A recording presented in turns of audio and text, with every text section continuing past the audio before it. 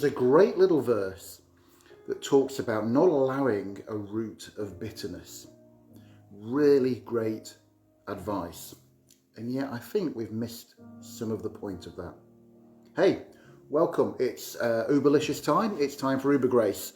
And I want to give you permission, in a way, if I can give you that, but you know what I mean. I want to give you permission to be bitter. What? The Bible says, don't let a root of bitterness into your life. Well, we have taken that a little bit too far. And there are some things that come at you in life that actually, they make you feel what you feel. This is part of the fullness of life I was talking about yesterday. That actually, I think it's okay to feel some bitterness because it's a perfectly natural response to something that someone has done. When it talks about a root of bitterness, what it's saying is don't let that get rooted into your life.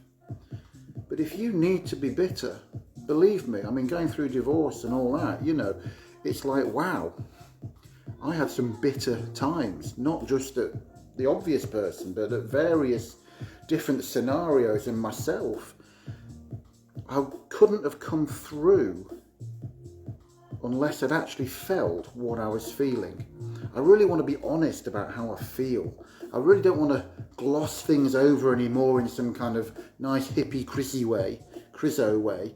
What I want to do is I want to be thoroughly honest, because then those emotions can actually kind of heal and work them way out, and you can get freedom.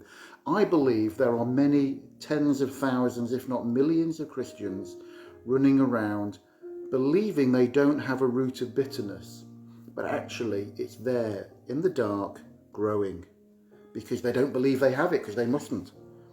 They've been told not to be bitter, so they can't be bitter. No, I'm not bitter because I'm a Christian. And actually, there's some of the bitterest people you meet are some of these people because they don't think they are. They've deceived themselves into thinking that they're somehow immune from bitterness. Well, wipe away all that old law and tradition and fully feel what you're fully feeling. Because I guarantee you won't be bitter for long. If you're starting to get, like, it's starting to take root in you, then you need to maybe chat with someone and pray with somebody. But I think initially, there's a time for really feeling what you're feeling. That's part of this fullness of life.